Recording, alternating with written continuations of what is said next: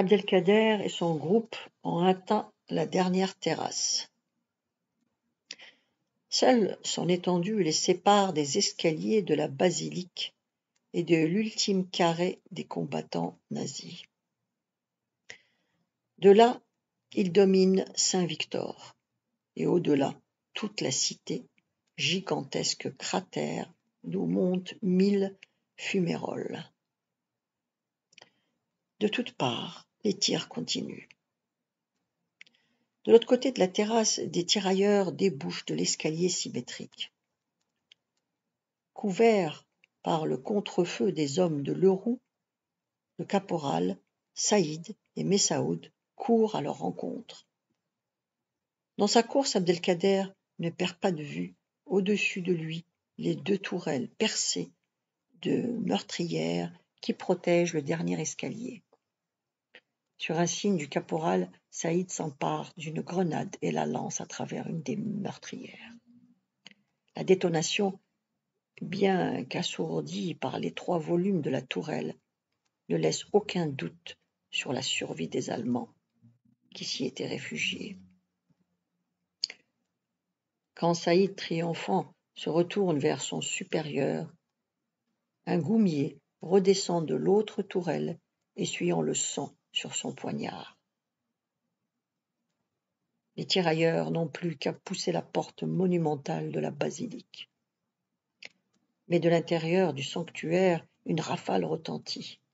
Les hommes se ruent dans les travées latérales. La rage décuple leur énergie et c'est un fulgurant hallali alors que les balles ennemies ricochent autour d'eux sur les colonnes de clans blanches.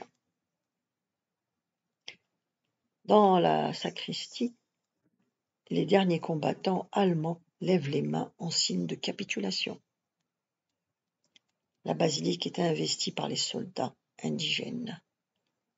Les sonneries des cloches succèdent aux détonations des armes à feu.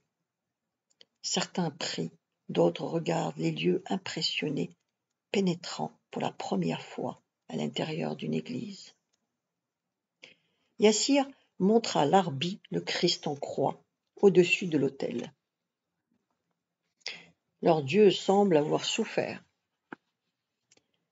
Il scrute le visage émacié, couronné d'épines, comme face à une énigme. Quand les Français ont lancé des bombes sur notre village et massacré nos parents, ils ont appelé ça la pacification. Il regarde Larbi qui l'interroge du regard. Tu étais trop petit pour te souvenir. À l'extérieur de la ville, les combats se poursuivent, âpres, toujours meurtriers. Pris à revers, sans aucun recours par les voies terrestres, les Allemands sont acculés à la mer. La flotte et l'aviation alliée écrasent leurs batteries côtières et portuaires. Au pied de la Madone de Notre-Dame de la Garde, les explosions et les tirs se font plus rares. Le 28 août voit la reddition totale des Allemands à Marseille. Dans un petit square proche du palais Longchamp, Martinez et ses hommes se préparent. La ville libérée veut fêter ses héros. La rumeur sourde de la liesse qui enfle dans Marseille monte vers eux, relayée par des éclats de rire de jeunes filles. Certaines sont là déjà, devant les grilles du square. Elles se hissent sur le muret pour apercevoir les vainqueurs. L'excitation de la libération, après ces longues années angoissantes, leur fait perdre toute réserve. L'une d'elles désigne Messaoud, torse nu, en train de s'asperger d'eau. C'est lui le plus beau. Il se tourne vers elle et lui envoie un baiser. Rougissante, elle redescend de son perchoir et rejoint un petit groupe qui disparaît en gloussant. Messaoud, amusé, prend les soldats à témoin. Quand la guerre sera finie, je ne reviendrai pas au pays. Je vais me marier ici. À côté de lui, Saïd retire du feu la petite cafetière en fer-blanc du sergent et le regarde candide. À la basilique? L'autre le considère en haussant les épaules. Toi, tu ne seras jamais qu'un paysan. Comme Saïd ne réagit pas, n'ayant pas compris la boutade, Messaoud met sa serviette sur sa tête, rejette les pans de tissu en arrière, en guise de chevelure féminine, et s'approche de lui en se dandinant. Et toi, Aïcha, ma chérie, quand est-ce que tu vas te marier avec le gentil sergent? Autour d'eux, les soldats rigolent. Un vétéran brandit sa bouteille de rosée en direction de Saïd. À ta santé, Aïcha. Le jeune homme vexé s'éloigne en emportant sa cafetière fumante. Assis à l'écart sur une cantine, penché comme à son habitude sur son livre d'instruction militaire, Abdelkader, bien que navré pour lui, n'arrive pas à réprimer son sourire. Saïd se plante devant lui en désignant sur un ton de reproche l'ouvrage au caractère serré. Moi, personne ne m'a jamais appris à lire. Le caporal ne sourit plus. Il a soudain une grande compassion pour le jeune grenadier. Mais un appel du sergent vient interrompre leur échange. Saïd, ça vient, oui? Le jeune homme se presse alors pour servir son café à Martinez, puis lui noue une serviette autour du cou. Pendant qu'il le rase avec le plus grand soin, Martinez, couvert de savon, regarde le caporal plongé dans sa lecture. Il penche la tête pour lire le titre du livre en vain. Abdelkader s'en aperçoit et lui monte la couverture. C'est le manuel du gradé d'infanterie, sergent. C'est l'armée qui me l'a fourni. Tu veux devenir colonel? Je vais commencer par sergent. Il adresse un large sourire à Martinez, puis se rembrunit en tournant les pages du livre à la recherche d'un passage précis. Écoutez ça, sergent. En principe, aucun soldat ne doit rentrer illettré dans ses foyers à l'expiration de son service. Les cours sont obligatoires pour tous les hommes au moment de leur incorporation. Pourtant, presque aucun tirailleur ne sait lire. Martinez plisse les yeux, puis se tourne vers Saïd, qui manque de le couper avec le rasoir. Tu vas apprendre à lire, Saïd? À quoi ça va me servir? C'est trop tard de toute façon. Martinez regarde Abdelkader d'un air satisfait. L'autre soutient son regard, mais doit s'avouer battu et referme son livre. Les autres soldats, eux, aussi rasés de frais, et tirés à 4 épingles, se bousculent joyeusement vers la sortie du square. Abdelkader court à leur suite, abandonnant Saïd à son sort de fidèle ordonnance. Marseille est en fête. Le cortège des tirailleurs et des goumiers, encadré par les FFI, est débordé par l'enthousiasme de la foule surexcitée. Les chars ne peuvent plus avancer. Des hommes et des femmes les escaladent, saisissent les soldats, les embrassent avec fougue. Saïd s'est finalement affranchi du sergent.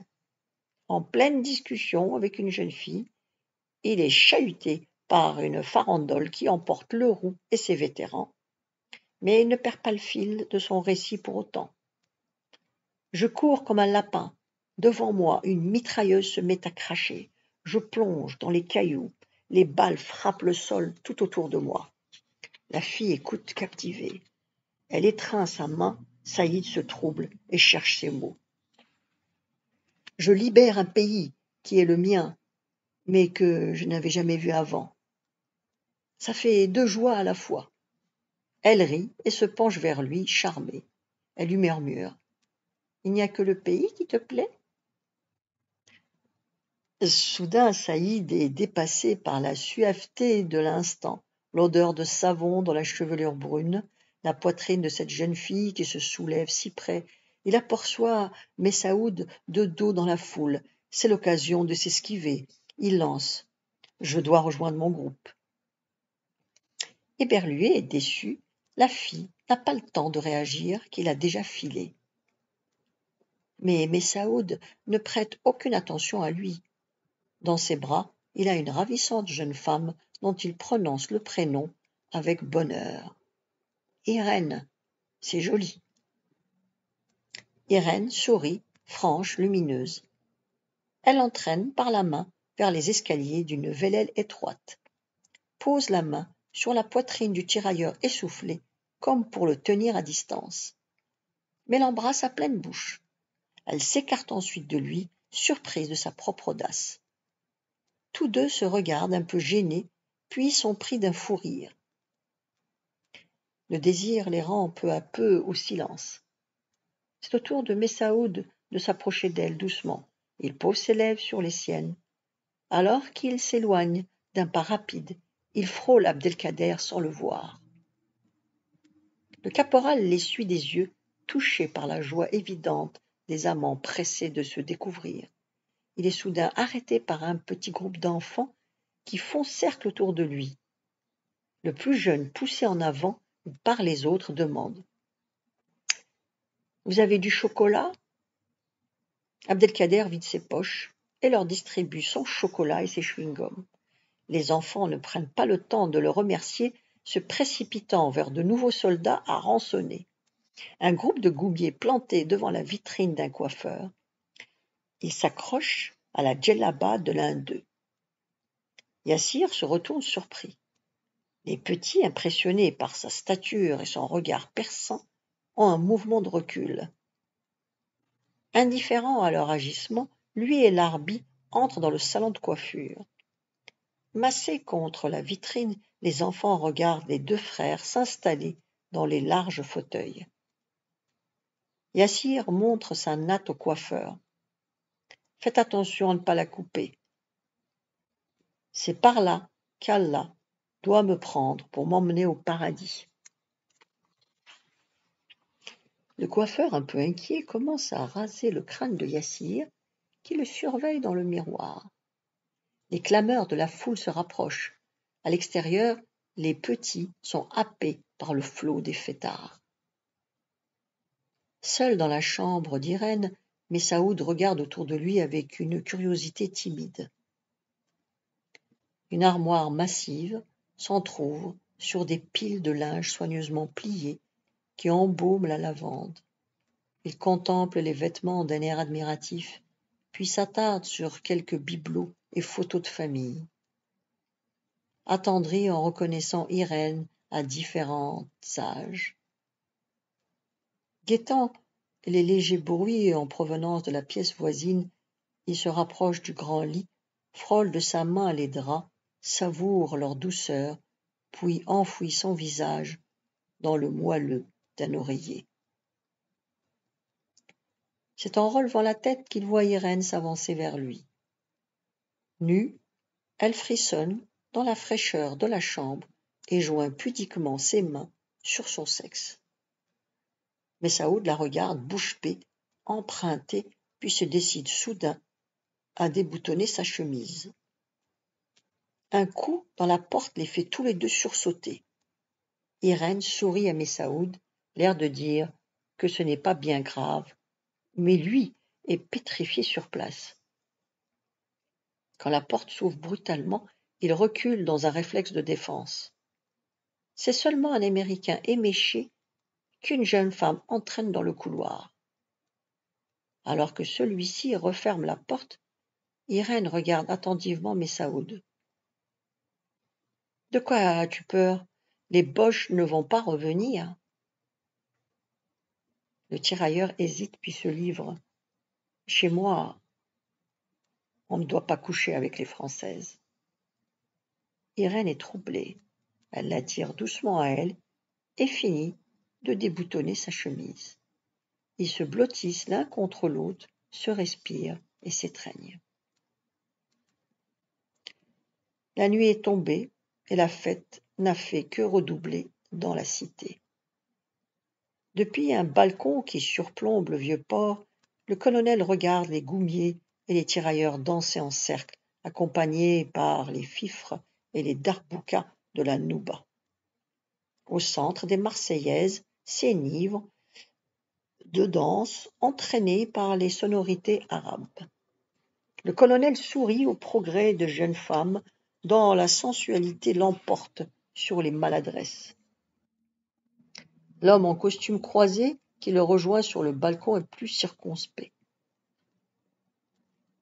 De retour en Afrique, ces indigènes parleront de leur succès avec les Françaises.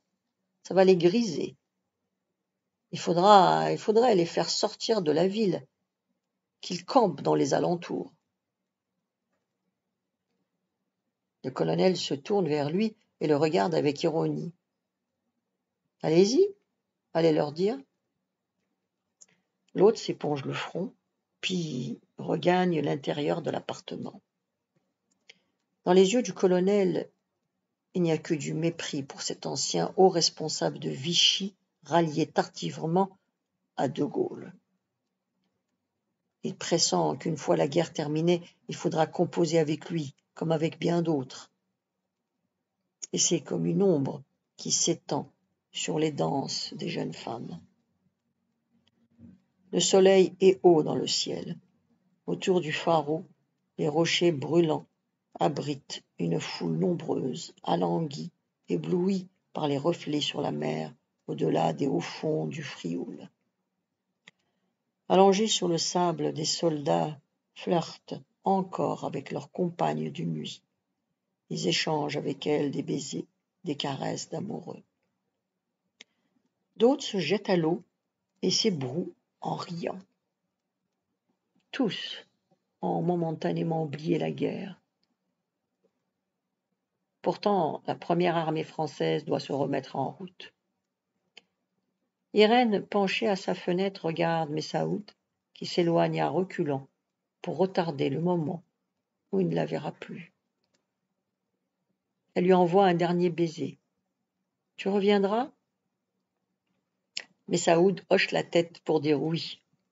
« Tu m'attendras ?» Elle promet à son tour, la gorge serrée. La suite demain. Vous pouvez vous abonner.